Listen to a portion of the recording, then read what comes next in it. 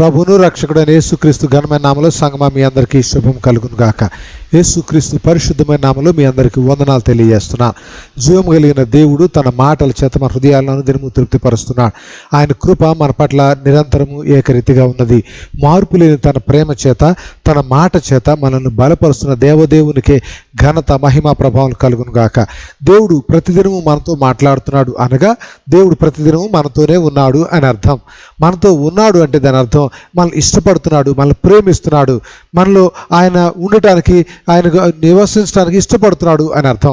లేకపోతే దేవునికి అననుకూలమైనటువంటి పరిస్థితులు మన జీవితాల్లో సంభవిస్తే దేవుడే మనల్ని విడిచి వెళ్ళిపోతాడు. అది చాలా ప్రమాదకరమైనటువంటి పరిస్థితి. కాబట్టి ప్రతిదినము దేవుని మాటలు మన హృదయానికి తీసుకొని దేవుని ఆశీర్వాదాలు మనం పొందవలసిన వారమైన. కాబట్టి దేవుడు అనుదినము మనతో మాట్లాడుతున్నాడు. ఆయన సన్నిధి మనకు తోడుగా ఉన్నది చేస్తున్నాడు అనగా దాని అర్థం దేవుడు మనల్ని ఎంతగానో ప్రేమిస్తున్నాడు. అయితే ఇక్కడ మనం ముందున్న ప్రశ్న ఏంటంటే, నీవు దేవుణ్ణి నిజంగా ప్రేమిస్తున్నావా? ఇది దేవుడు మనల్ని అడుగుతున్న ప్రశ్న. ప్రార్థనతో ఈ సాయంకాలం ధ్యానాన్ని మనం ప్రారంభించుకుందాం. పరిశుద్ధుడైన ప్రియ పరలోకపు తండ్రి, మీ పరిశుద్ధమైన నామానికి వందనాలు చెల్లిస్తున్నా. ఈ సాయంకాలం మీ పరిశుద్ధ లేఖనాల ద్వారా మా అందరితో మీరు మాట్లాడండి. రోజు మీరు మాతో మాట్లాడుతున్నారు అనగా రోజు మీరు మాతో ఉంటున్నారు, రోజు మమ్మల్ని దర్శిస్తున్నారు. ప్రతి దినము మీ కృప మాకు అనుగ్రహిస్తున్నారు. మీ మాటలు మమ్మల్ని జీవింపజేస్తున్నాయి, మాకు ధైర్యాన్ని, నిరీక్షణ కలుగు చేస్తున్నాయి. ఆ మాటల కొరకే వదనాలు. వినిచినటువంటి మీ పరిశుద్ధ లేఖనాల ధ్యాస మమ్మల్ని అందరినీ కూడా మీ మాటల యొక్క మాధుర్యము, మీ మాటల్లో ఉన్న పరిశుద్ధత, మీ మాటలో ఉన్న ఆశీర్వాదం స్వతంత్రించుకున్న పొందగలను కృప దయచేయవలసిందని, మీ వాక్యం చేత మమ్మల్ని శుద్ధి చేసి దీవించవలసిందని యేసు ప్రభు నామమున అడుగుచున్నాను పరలోకపు తండ్రి, ఆమేన్. దేవుని పరిశుద్ధ సంగమా, దేవుని వాగ్దానాలు అవి ఎన్ని అయినను అవి అవునన్నట్లుగా మన జీవితాల్లో ఉన్నాయి. దేవుడు మాట ఇచ్చిన దేవుడు, మాట మార్చని దేవుడు. మంచి దేవుడు మన దేవుడు. మాట మార్చే దేవుడు కాదు. నేను అప్పుడు అలా అనలేదు అని మాటను త్రిప్పివేసే దేవుడు కాదు. నేను అలాగైతేనే చూద్దాం, లేకపోతే చేద్దాం అనుకున్నాను, ఇప్పుడు నాకు కుదరటలేదు అని తప్పించుకోవడానికి ప్రయత్నం చేసేవాడు కాదు మన దేవుడు. మనం మర్చిపోయిన వాగ్దానాన్ని కూడా ఆయన మరలా జ్ఞాపకం చేసి ఆ వాగ్దాన నెరవేర్పు మనం పొందులాగున మనల్ని సిద్ధపరిచే మహాదేవుడు మన దేవుడు. అందుని బట్టి ఆయనకి మహిమ, ఘనత, ప్రభావములు యుగయుగము తరతరములకు ఇశ్రాయేలు పరిశుద్ధ దేవునికి చెల్లును గాక. దేవునికి స్తోత్రం. పరిశుద్ధ గ్రంథాల్లో దేవుని వాగ్దానాలలో ధ్యానంలో ఈ దినాన్ని స్ఫురణ సంఘానికి దేవుడు ఇచ్చినటువంటి ఒక వాగ్దానాన్ని మనం ధ్యానం చేస్తాం. అది పరిశుద్ధ గ్రంథంలో, ప్రకటన గ్రంథంలో 2వ అధ్యాయంలో ఈ మాట మనం చదువుతాం. దేవుడు తన సంఘానికి ఇచ్చినటువంటి వాగ్దానం. ముఖ్యమైనటువంటి విషయం మనం గమనించవలసింది ఏంటంటే, దేవుని వాగ్దానం అందరి కొరకు కాదు అనే విషయం తెలుసుకోవాలి. దేవుని వాగ్దానాలు అందరి కొరకు కాదు. ఏమండి, ఒక తల్లి తన బిడ్డ బయటికి వెళ్తుంటే, బాబు త్వరగా వచ్చేసాయి, నీకోసం నేను ప్రత్యేకమైన ఆహారం వండి సిద్ధంగా ఉంచుతాను అని చెప్పింది అనుకోండి. ఆ మాట కుమారుడికి తెలియజేసిన తల్లి. అయితే ఆ తల్లి మాట్లాడుతున్న మాట ఇంటి పక్కన ఉన్న వాళ్ళందరూ కూడా విన్నారనుకోండి. ఆ విన్నవారందరికీ కాదు ఈ చేయబడిన వాగ్దానం. కాబట్టి ఎవరికైతే ఈ వాగ్దానం చేయబడిందో ఆ వాగ్దానం పొందిన వారు మాత్రమే ఈ వాగ్దానం యొక్క ఫలములో పాలు పంపులు పొందయోగ్యులు. కాబట్టి మనం ముఖ్యంగా తెలుసుకోవాల్సింది ఏంటంటే, వాగ్దానాలు వినుచున్న వారందరి కొరకు కాదు వాగ్దానాలు. దేవుడు తన ప్రజలకు తన వాగ్దానాలు ఇస్తాడు. పరిశుద్ధాత్మ దేవుని ద్వారా తన వాగ్దానం మనకు అందింపబడుతుంది. ఆత్మ సంఘాలతో మాట్లాడుతున్నాడు.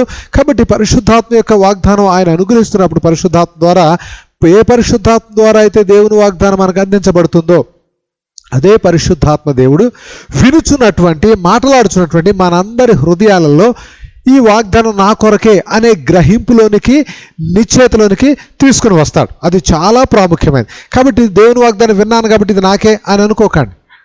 ఏమండి, దేవుని వాగ్దానం వింటున్నటువంటి వారందరికీ కాదు. ఎవరికైతే దేవుడు ఆ వాగ్దానం కోరుచున్నాడో వారిలోనికి దేవుడు తన ఆత్మ ద్వారా గ్రహింపును, వివేకమును, ఆహ్వానించేటువంటి హృదయాన్ని, ఆచరణలో పెట్టేటువంటి మనస్తత్వాన్ని, వాగ్దాన ఫలాన్ని అనుభవించే ఆశీర్వాదకరమైన జీవితాన్ని దేవుడు అనుగ్రహిస్తాడు. కాబట్టి వింటున్న వాగ్దానాలు ఇది నా కొరకే అని అనుకోకండి. 31st నైట్ ఈ వాగ్దానం మా అమ్మ కొరకు, ఈ వాగ్దానం మా అబ్బాయి కొరకు అని డివైడ్ చేసుకుంటామే. నో, అది కరెక్ట్ కాదు. దేవుని వాగ్దానము దేవుడు మనకు అనుగ్రహిస్తున్నప్పుడు పరిశుద్ధాత్మ దేవుడు మనకు ఆ గ్రహింపునిస్తాడు. ఎందుకంటే మనం దేవుని ఆత్మ చేత నడిపింపబడుచున్నవారు. ఎందరూ దేవుని ఆత్మచేత నడిపింపబడతారు వారందరూ దేవుని కుమారులు అయ్యిందరు. కాబట్టి దేవుని పిల్లలకు ఉండేటువంటి లక్షణం దేవుని ఆత్మచేత నడిపింపబడతారు. దేవుని ఆత్మే సంఘాన్ని నడిపిస్తాడు. ఆత్మే సంఘానికి బోధకుడు. పరిశుద్ధాత్మేవుడే సంఘమునకు యజమాని. ఆయనే మనం సిద్ధపరిచేటువంటి వాడు. కాబట్టి ఆయన వాగ్దానాలు మనకు అనుగ్రహిస్తూ ఆ వాగ్దానాలు మన కొరకే అన్నప్పుడు మనకి ఆ గ్రహింపుని ఇస్తాడు. ఆ గ్రహింపు లేకుండా ఎన్ని వాగ్దానాలు విన్నా వినేవారంగా ఉంటాం, కానీ వాగ్దానాలు పెనడు పొందలేం. కాబట్టి వినుచున్నటువంటి నీవు పరిశుద్ధాత్మ ద్వారా దేవుని ఆత్మ ద్వారా నిశ్చేతలోనికి నడిపింపబడుతున్నావా? చాలా ప్రాముఖ్యమైన విషయం. కాబట్టి మీ దేవుని వాక్యం వినటానికి ముందు, దేవుని వాగ్దానాలు వినటానికి ముందు, వాగ్దానాలు ఈరోజు బాగా వస్తాయి, మంచిగా వస్తాయి. క్రిస్మస్ సీజన్లో కుటుంబ ప్రార్థనలు ఏర్పాటు చేసినప్పుడు ప్రతి కుటుంబంలో దేవుడు ఏం వాగ్దానం ఇస్తాడు ఆశతో ఎదురు చూసేవారు. అలాగే దేవుని వాగ్దానాల కొరకు ఆశ ఎదురు చూసిన వారి జీవితాల్లో వారి కుటుంబాలు దేవుడు తన వాగ్దానాలు ఇవ్వటం నేను చూశాను. అటు వారు అనుభవించడం నేను చూసి సంతోషించాను. దేవదేవునికి మహిమ కలుగును గాక. కాబట్టి ఆశగొని ప్రాణం తృప్తిపరిచే దేవుడు. కాబట్టి వినుచున్నటువంటి ప్రతి కుటుంబం కూడా దేవుడు ఈరోజు నాతో మా కుటుంబానికి ఏం వాగ్దానం ఇస్తున్నాడు అనే విషయాన్ని ఆశతో ఆసక్తితో కనిపెట్టినప్పుడు దేవుడు తన ప్రజలకు తన వాగ్దానాన్ని ఇచ్చే దేవుడు. దేవునికి మహిమ కలుగును గాక. బిడ్డ ఆకలి తల్లి గ్రహిస్తుంది కదండి. అలాగే దేవుని పిల్లల యొక్క ఆశ, ఆసక్తి, పట్టుదల, వాంఛలు దేవుడు గ్రహించగలుగుతాడు, దేవుడు గుర్తించగలుగుతాడు. ఆయన తన బిడ్డల హృదయ వాంఛను నెరవేర్చే దేవుడు. కాబట్టి ఆశతో ఆసక్తితో కూర్చున్నావు కదా, దేవుడి దినాన్ని నీతోనే మాట్లాడతాడు. నీకు దేవుడు దీవెన అనుగ్రహిస్తున్నాడు. దేవుని వాగ్దానం నెరవేర్పు నీ జీవితంలో జరుగుతుంది. 2020 సంవత్సరం కొరకు దేవుడు నీ కుటుంబానికి దేవుడు ఇచ్చిన వాగ్దానం తప్పక నెరవేరుతుంది. దేవునికి మహిమ కలుగును గాక. ఇది పరిశుద్ధాత్మ ప్రేరేపణతో నేను మాట్లాడుతున్నటువంటి మాట. ఈ వాగ్దానం మీ ఇంటిలో దేవుడు నెరవేర్చును గాక. మీ పిల్లల జీవితాల్లో దేవుడు నెరవేర్చును గాక. మహిమాన్వితుడైన తేజోమయుడైనటువంటి జ్యోతిర్మయుడైన పరలోకపు తండ్రి యొద్ద నుండి వెలువడిన జీవపు మాట, తేజో మందిరములో నుండి వెలువడినటువంటి పరిశుద్ధమైన ప్రవచన వాక్కు మీ కుటుంబాలలో యేసు క్రీస్తు నామములో నెరవేరును గాక. యేసు రక్తమే జయం. ఆమేన్ అండ్ ఆమేన్. కాబట్టి దేవుని మాట కొరకు ఆశతో ఎదురు చూడాలి. దేవుని వాగ్దానం కొరకు ఆసక్తితో కనిపెట్టాలి. సరే, స్ఫురణ సంఘానికి పరిశుద్ధాత్మ దేవుడు మాట్లాడుతూ ఇచ్చినటువంటి ఒక వాగ్దానాన్ని మనం ఈరోజు ధ్యానం చేస్తాం. అయితే వాగ్దానానికి ముందు దేవుడు చెప్పినటువంటి మాటలు మనల్ని సిద్ధపరుస్తాయి. దేవుని వాగ్దానం కొరకైన ప్లాట్ఫామ్ని మనకు సిద్ధపరుస్తాయి. దాని ద్వారా మనం వాగ్దానం నెరవేర్పులోనికి అడుగులు వేయగలుగుతాం. ఏమని ఉందంటే 2వ అధ్యాయంలో 10వ వచనంలో, ఇదిగో మీరు శోధింపబడినట్లు అపవాది మీలో కొందరిని చెరలో వేయబోచున్నాడు, 10 దినములు శ్రమ కలుగును. ఏమండి, వాగ్దానం గురించి మాట్లాడమంటే ఇలాంటి శ్రమతో కూడినటువంటి మాటలు మాట్లాడుతున్నారేంటి? పరిశుద్ధాత్మ దేవుడు వాగ్దానానికి ముందుగా చెప్పినటువంటి మాటలు మనల్ని సిద్ధపరుస్తాయి. ఏమండి, దేవుని మాట ఏమనుందంటే అక్కడ హెచ్చరిక మనం చదువుతాం. వాగ్దానానికి ముందు మనం నేర్చుకున్న సత్యం వార్నింగ్ ఫ్రమ్ గాడ్. జరగబోతున్నటువంటి విపత్తును కూర్చున్నటువంటి మన యొక్క హెచ్చరికను దేవుడు జారీ చేశాడు. మేము చిన్నపిల్లలుగా ఉన్నప్పుడు పల్లెటూరులో ఉన్నప్పుడు తుఫాను వచ్చేది. తుఫాను వచ్చినప్పుడు రేడియోలో హెచ్చరికలు జారీ చేసేవాళ్ళు. ఎంత ప్రమాదకరంగా స్థాయిలో తుఫాను ఉంటుంది, కాబట్టి ప్రజలు ఎలాంటి జాగ్రత్తలు తీసుకోవాలి. కాబట్టి ఆ హెచ్చరికను విన్నప్పుడు ప్రజలు ఇమ్మీడియట్గా రెస్పాండ్ అయ్యి దానికి నుంచి అటువంటి ప్రతికూల పరిస్థితుల నుంచి తప్పించుకుని ఎక్కడైతే క్షేమంగా ఉంటుందో, ఎక్కడైతే భద్రంగా ఉంటారో తన పిల్లలను కుటుంబాలను తీసుకుని వెళ్ళి క్షేమంగా దాక్కునేవాళ్ళు, ఆ విపత్తు నుండి కాపాడబడేవాళ్ళు. హెచ్చరికలు ఎప్పుడు కూడా మనలను ప్రమాదం నుండి కాపాడేవే. కాబట్టి దేవుడు ఏంటి ఇలాంటి మాట చెప్పాడు అని అనుకుంటారు చాలామంది, గ్రహింపు లేక. దానికి అర్థం ఏంటంటే పరిశుద్ధాత్మ దేవుడు గ్రహింపుని ఇవ్వటం లేదు అని తెలుసుకోవాలి. కాబట్టి దేవుని మాటలు వింటున్నప్పుడు ఎప్పుడైనా సరే మనం ఈ పరిశుద్ధాత్మ దేవా help us to understand your heart. పరిశుద్ధాత్మ దేవా మీ చిత్తాన్ని మేము తెలుసుకోవడానికి మాకు గ్రహింపునివ్వండి. మా హృదయాలు తెరవబడినట్లుగా, మా చెవులు తెరవబడినట్లుగా, మా మనసులు తెరవబడినట్లుగా మేము ఆ వాక్యాన్ని గ్రహించినట్లుగా సహాయం చేయండి అని ప్రార్థించాలి. లేకపోతే వినువారు మాత్రముగానే ఉంటాం, కానీ వాగ్దాన ఫలాన్ని పొందేవారంగా ఉన్నాం. కాబట్టి రేడియోలో తుఫాను గుచ్చినటువంటి హెచ్చరికలు విని రేడియో కట్టేసి నిద్రపోయాడు అనుకోండి, అక్కడ ఆ వ్యక్తి ప్రమాదంలో ఉండి కూడా, చిన్న బలహీనమైన గృహంలో ఉండి కూడా హెచ్చరికలను ఖాతరు చేయలేదనుకోండి, ప్రమాదపు అంచుల్లోకి తను తానే నెట్టుకుంటాడు. కాబట్టి ప్రమాదం నుంచి తప్పించబడాలి అంటే హెచ్చరిక చాలా ప్రాముఖ్యమైనది. కాబట్టి హెచ్చరిక కొరకు ఎదురు చూడాలి. ఇది ఆశ్చర్యకరమైన మాట కదా. వాగ్దానాల కోసం ఆశతో ఎదురు చూస్తున్నాం కదా. అయితే హెచ్చరిక కీడు మనకు సంభవించకుండా, అపాయం మనకు సంభవించకుండా, ప్రమాదంలో మనం చిక్కుకోకుండా మనల్ని తప్పించేది హెచ్చరిక. Very very important. చాలామందికి సంఘాలలో హెచ్చరికలు ఇష్టం ఉండదు. అయితే నిజంగా మనల్ని తప్పించేది ప్రమాదం నుండి, సాతాను శోధన నుండి హెచ్చరిక. అందుకనే పరిశుద్ధాత్మ దేవుడు ముందుగా హెచ్చరిక మనకు పంపుతున్నాడు. అది చాలా ప్రాముఖ్యం. కాబట్టి శోధకుడు అపవాది అయినటువంటి సాతానుడు కొందరిని ప్రమాదంలో, ఇబ్బందుల్లోకి నెడతాడు. వాడు 10 రోజులు శ్రమల పాలు చేస్తాడు అని హెచ్చరిక ఒకట జారీ చేయబడింది. ఆ హెచ్చరిక తర్వాత అనుగ్రహించబడిన మరొక మాట కూడా మనల్ని పరిశుద్ధాత్మ ఆలోచనలోకి నడిపిస్తుంది. ఏమనుందంటే, మరణము వరకు నమ్మకంగా ఉండుము. ఆజ్ఞ, హెచ్చరిక. రెండవది ఆజ్ఞ జారీ చేయబడింది. ఎప్పటి వరకు నమ్మకంగా ఉండు? అంతము వరకు నమ్మకంగా ఉండు. కింద పుట్టినోట్లో రాయబడింది బైబిల్లో, మరణాకారమైన పరిస్థితి వచ్చినా సరే బీ ఫెయిత్ఫుల్ అంటు గాడ్. దేవునికి నమ్మకంగా ఉండు. ఎప్పటి వరకు నమ్మకంగా ఉండు? అంతం వరకు నమ్మకంగా ఉండు. దేవునికి విధేయుడిగా ఉండు. దేవుని మాటకు విధేయురాలుగా ఉండు. దేవుని మాట విషయంలో లోబడే వ్యక్తిగా ఉందాం. కాబట్టి దేవుని వాగ్దానం మనకు అందలేదు ఇంకా. We have started the promises of the lord. కానీ వాగ్దానం ఇంకా అందలేదు. వాగ్దానం కొరకైనటువంటి మెట్లు వేయబడుతున్నాయి. మొదటి మెట్టు వాగ్దానం నెరవేర్పు మనం చూసుకోకు. మొదటి మెట్టు ఏమనగా దేవుని యొక్క హెచ్చరిక. ఫస్ట్ మెట్లోనే స్లిప్ అయిపోయి పడిపోతే ఇగో థర్డ్ మెట్లోకి, 3వ స్థాయిలోకి మనం ఎదగలేం. కాబట్టి మొదటి మెట్టులోనే మనం స్థిరంగా ఉండాలి. మొదటి మెట్లో జారిపోకూడదు. మొదటి మెట్లో కలవర పడిపోకూడదు. మొదటి మెట్లో మనం పడిపోకూడదు. మొదటి మెట్టును మనం అధిగమించాలి అని దేవుడు హెచ్చరిక చేస్తున్నాడు. కాబట్టి అథ్లెట్, మన గేమ్స్లోకి వెళ్ళే అథ్లెట్కి ముందు హెచ్చరికలు జారీ చేయబడతాయి. నువ్వు ఎలా ట్రైన్ అప్ అవ్వాలి, ఎలాంటి జాగ్రత్తలు తీసుకోవాలి, ఎలా నియమ నిబంధనలు ఫాలో అవ్వాలి, ఆహారపు అలవాట్లు, దైనందిన జీవితం, వాటి గురించి హెచ్చరికలు, సూచనలు. తర్వాతే ట్రైనింగ్. కాబట్టి ఇటు మొట్టమొదటి మనకు అనుగ్రహించబడింది దేవుని వాగ్దానానికి ముందు హెచ్చరిక. దేవునికి మహిమ కలుగును గాక. రెండవది ఆజ్ఞ. ఆజ్ఞను మనం అనుసరించిన తర్వాత 3వ ఆశీర్వాదము వాగ్దానము. కాబట్టి వాగ్దానం ఊరికే రాదు. రెండవది వాగ్దానం అందరి కొరకు కాదు అనే విషయం మనకు చాలా స్పష్టమవుతుంది. కాబట్టి వినుచున్న వారందరూ కాదు వాగ్దానము. పరిశుద్ధాత్మేయుడు ఎవరికి గ్రహింపునిస్తాడో వాళ్ళకే ఈ వాగ్దానం.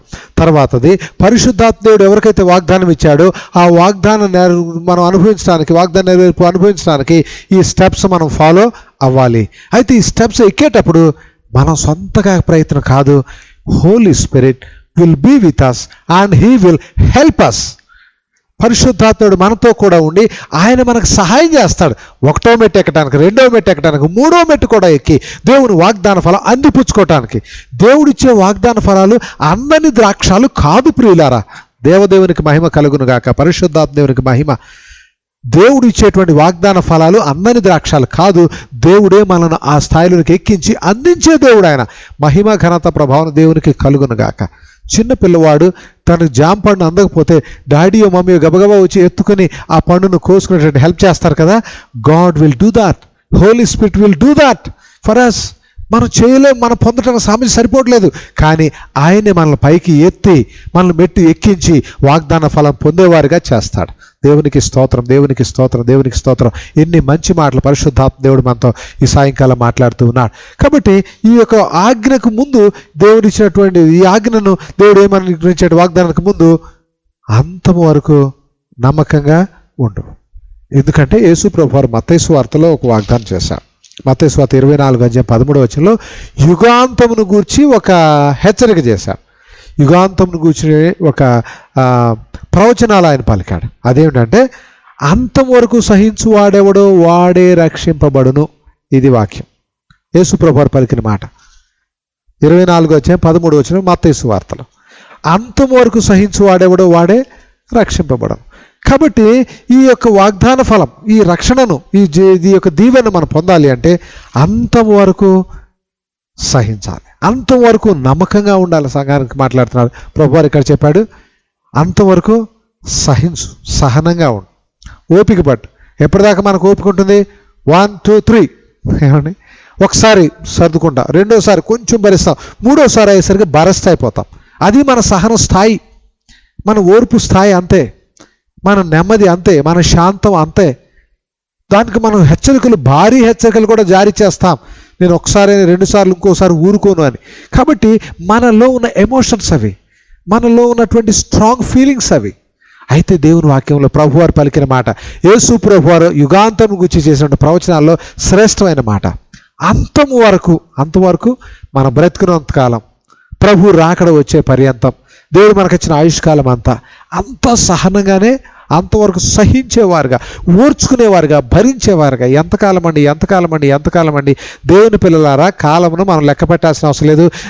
ఆయన రెక్కల చాటును మనల్ని దేవుడు కప్పుతాడు. యోబు గ్రంథంలో మంచి మాట ఉంటుంది. నోటి మాట వల్ల కలుగు నొప్పి అయినా మనకు కలగకుండా ఆయన తన రెక్కల చాటును మనం దాచుతాడు అని బైబిల్ గ్రంథంలో. ఏమండి, ఎంతో కాలం భరించాల్సిన అవసరం లేదు. మన పక్షంగా మనకు బదులుగా భరించిన ప్రభు మనకున్నాడు. ఆయన రెక్కల చాటు దాక్కుంటే చాలు, అంతే. మనం అన్నీ సహించగలుగుతాం. ఎందుకంటే దెబ్బలన్నీ మనకు తగలవు, ఆయనకే తగులుతాయి. ఆ గాయం ఆయనే పడతాడు. ఆయన తను మనల్ని చాటు చేయను, ఆయన ముందు నిలబడి మనల్ని ఆయన వెనక దాచి పెడతాడు మన ప్రభు. అప్పుడు ఏం జరుగుతుంది? ఏం సంభవిస్తుంది? మనకు తగలవలసిన దెబ్బ, మనం వినవలసినటువంటి బాధాకరమైన మాట ఆయనకు వినబడుతుంది. ఆయన అడ్డుగా నిలబడతాడు, మనల్ని దాస్తాడు. కాబట్టి యేసుప్రభువు పలికాడు, అంతం వరకు సహించాలి, మరణం వరకు నమ్మకంగా ఉండాలి. దేవుని యొక్క వాగ్దానం నెరవేర్పు మనం చూడాలంటే ఎప్పటి వరకు? చివరి వరకు నెమ్మదిగా, సహనంగానే ఉండాలి. మరణం వరకు నమ్మకంగా ఉండుము. ఎప్పటి వరకు అండి? అంటిల్ అవర్ లాస్ట్ బ్రెత్, మన చివరి ఊపిరి తీసుకునే వరకు, మనకు దేవుడిచ్చిన ఆయుష్కాలం అంతవరకు సహించేవారుగా, ఓర్చుకునేవారుగా, భరించేవారుగా ఉండాలి. అంటే భరిస్తూ కృషించుకుపోతామా? No. You will have the victorious life dear brother. You will have victorious life dear brother. యేసుక్రీస్తు నామములో దేవుని మాట పలుకుతున్నాను. ప్రియ సహోదరుడా, విజయవంతమైన జీవితం నువ్వు పొందుతావు. నిరుత్సాహపడకు. దెబ్బలు తినలేకపోతున్నామండి, తట్టుకోలేకపోతున్నావు, సహించలేకపోతున్నావు, ఓర్చుకోలేకపోతున్నావు. దెబ్బ మీద దెబ్బ పడుతూనే ఉంది. ఒక శ్రమ తర్వాత మరొకటి, ఒక బాధ తర్వాత మరొక బాధ వెంటాడుతూనే ఉన్నాయి. భరించలేకపోతున్నావు అనుకుంటున్నటువంటి దేవుని బిడ్డ, పరిశుద్ధాత్ముడు నీతో మాట్లాడుతున్నాడు. నీవు విజయవంతమైన జీవితాన్ని దేవుడు నీకు అనుగ్రహించబోతున్నాడు. విశ్వాసంతో ఆమేన్ పలుకు. దేవుడు జరిగించబోతున్నాడు. యేసు రక్తమే జయ. మన దేవుడు నమ్మదగిన దేవుడు, మన దేవుడు హృదయాంతరంగా ఎరిగిన దేవుడు, మనసు ఎరిగిన మహారాజు మన దేవుడు. మహిమ ఘనత ప్రభావం ఆయనకే చెల్లునుగా. Victorious life. ఎంతకాలం అండి ఈ సమస్య? ఎంతకాలం భరిస్తామండి? దేవుని పిల్లారా, victorious life is ready. It is at your door step in Jesus name. నీ వాకిటిలోనే అది ఆశీర్వాదం నిలబడి ఉంది. విజయవంతమైన జీవితం నువ్వు చేయించా. ప్రభువా, నా ఇంట్లోనికి రండి, ఈ పరిస్థితులను తప్పించండి, విజయవంతమైన జీవితం నాకు ఇవ్వండి అని ప్రభుని అడుగు. నేడే ప్రారంభమవుతుంది నీ జీవితంలో విజయోత్సాహం. దేవునికి మహిమ కలుగును గాక. యేసు రక్తమే జయం. దేవునికి మహిమ. కాబట్టి అంతం వరకు సహించుడి, నిత్య జీవము పొందుట కొరకు మరణం వరకు నమ్మకంగా ఉండము, నేను నీకు జీవ కిరీటము ఇచ్చేదను. దేవుడు వాగ్దానం ఏంటంటే ఏమిస్తా అన్నాడు? జీవ కిరీటం. కిరీటం అనేది గుర్తింపుకు, కిరీటం అనేది అధికారానికి, కిరీటం అనేది ప్రభావానికి గుర్తుగా మన ముందు ఉంటుంది. ఈ కిరీటం అందరికీ అందింపబడదు. చాలా జాగ్రత్త. ఎవరికి? ఒకటో స్టెప్ శోధన సహించాలి, రెండో స్టెప్ ఆజ్ఞలకు లోబడాలి, మూడో స్టెప్ బహుమతిని స్వీకరించాలి. అంతే కదండి. బహుమతులు గేమ్స్లో గెలిచినప్పుడు ఫస్ట్ ట్రైనింగ్ అవ్వాలి, రెండోది పోరాడాలి గేమ్లో, మూడోది బహుమతి ప్రధానోత్సవం. అంతే, 3 steps. కాబట్టి ట్రైనింగ్ పీరియడ్, శ్రమల కాలం ఇట్స్ ఆల్వేస్ ట్రైనింగ్ పీరియడ్. శిక్షణా కాలం ఎప్పుడు కూడా టఫ్గానే ఉంటుంది. ఏదైనా మనం నేర్చుకునే పని, కొత్త పని ఏదైనా సరే కష్టంగానే ఉంటుంది. Training period is always tough time, but it gives us maturity, it prepares us. యుద్ధంలో మనం గెలవడానికి మనం సిద్ధపరిచేది ట్రైనింగ్ పీరియడే. ట్రైనింగ్ లేకుండా యుద్ధానికి వెళ్తారు, చదవకుండా ఎగ్జామ్కి వెళ్ళే పిల్లలు లాంటి వాళ్ళు వీళ్ళందరూ కూడా. ఏమండి, రిజల్ట్స్ ఏమి వస్తే మనకు అర్థమైపోతుంది. కాబట్టి మనం శోధనలో గుండా ట్రైనప్ అవుతున్నాం. పరిశుద్ధాత్ముడు మనం ట్రైనప్ చేస్తున్నాడు. ట్రైనప్ చేసినప్పుడు మనం ఆజ్ఞకు లోబడేవారిగా ఉంటాం. నియమ నిబంధనలు, కట్టడల్లో ట్రైనప్ అవుతున్నాం. ఎప్పటి వరకు? గేమ్లో గెలిచే వరకు. దేవునికి మహిమ కలుగుగాక. గిఫ్ట్ వచ్చే వరకు దేవునికి మహిమ కలుగును గాక. బహుమతి ప్రధానోత్సవంలో మనం టీవీగా, ఘనంగా, గౌరవంగా బహుమతిని స్వీకరించే వరకు నియమ నిబంధనలో నిలబడి ఉంటాం. దేవునికి మహిమ కలుగా. కాబట్టి యాకోబు పత్రికలో మరొక మాట పరిశుద్ధాత్ముడు మన కొరకు రాసి ఉంచాడు. యాకోబు పత్రిక 1వ అధ్యాయం 12వ వచనంలో 13వ వచనంలో ఈ రీతిగా రాయబడింది. శోధనను సహించువాడు ధన్యుడు, అతడు శోధనకు నిలిచిన వాడే ప్రభు తన్ను ప్రేమించు వారికి వాగ్దానం చేసిన జీవ కిరీటమును పొందు. ఎంత గొప్ప మాట అండి ఇది. శోధనను సహించువాడు ధన్యుడు, అతడు శోధనకు నిలిచిన వాడై.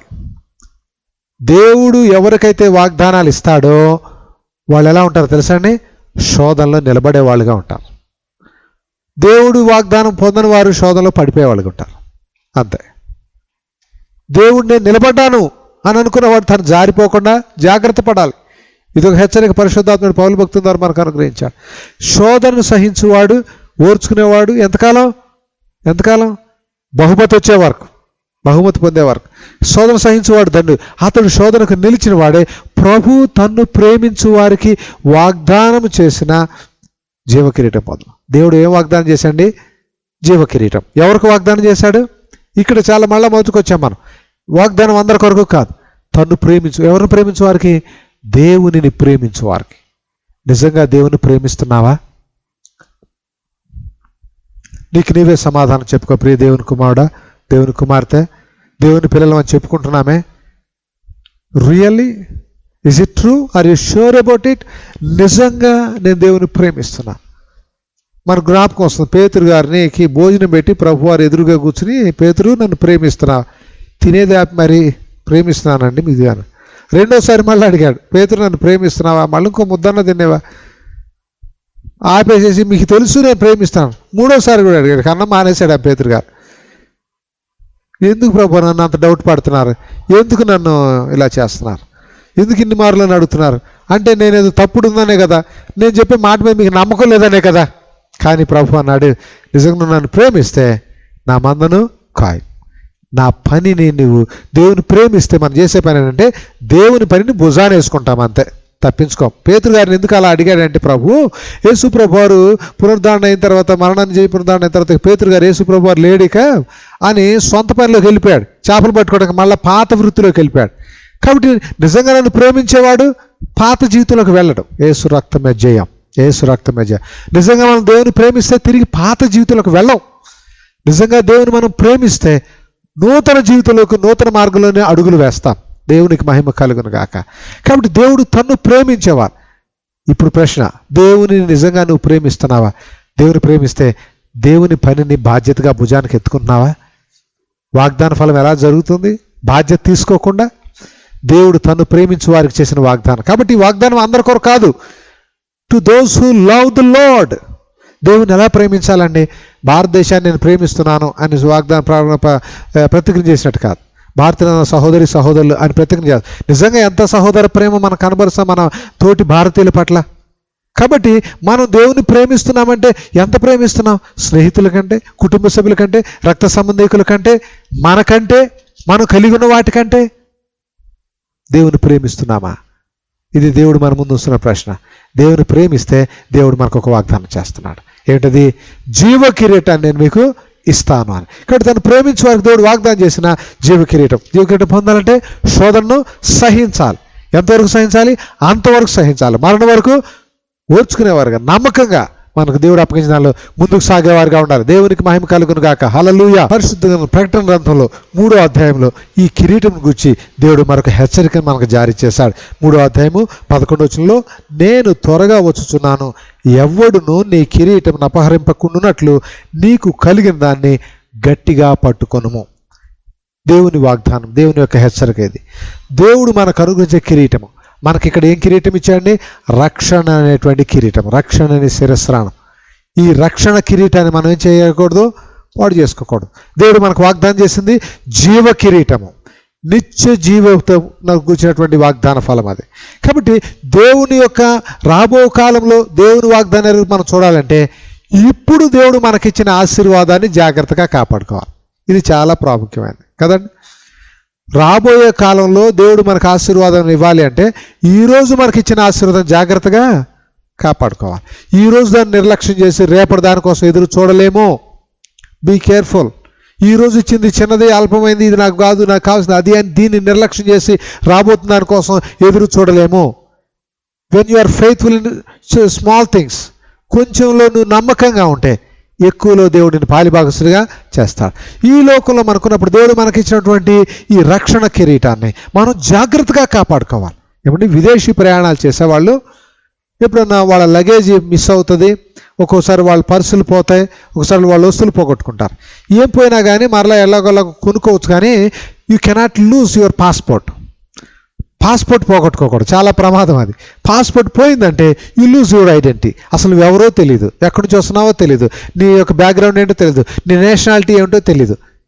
You are unknown, you are unidentified person. కాబట్టి అలాంటి వ్యక్తిగా మారిపోకూడదు. లోకములో దేవుడు మనకిచ్చినటువంటి పరలోక రాజ్యపు వారసత్వం, రక్షణ కిరీటం, మన పాస్పోర్ట్ అది. దాన్ని పోగొట్టుకోకూడదు. ఈ లోకంలో లోకపు ఆశల్లో పడి, లోకపు రంగుల ప్రపంచంలో మాయలో పడిపోయి, మనకు దేవుడు అనుగ్రహించిన వాగ్దానం, దేవుడు మనకిచ్చిన రక్షణను మనం పోగొట్టుకున్నాం అనుకోండి, ఆ జీవ కిరీటాన్ని మనం స్వతంత్రించుకోలేం. కాబట్టి మన పాస్పోర్ట్ను, మన దేవుడు అనుగ్రహించిన ఈ గొప్ప రక్షణను, ఈ గొప్ప నిరీక్షణ, ఈ గొప్ప విశ్వాసాన్ని మనం పోగొట్టుకోకూడదు. ఇది దేవుడు మనకు గౌరవంగా ఘనతగా ఇచ్చాడు.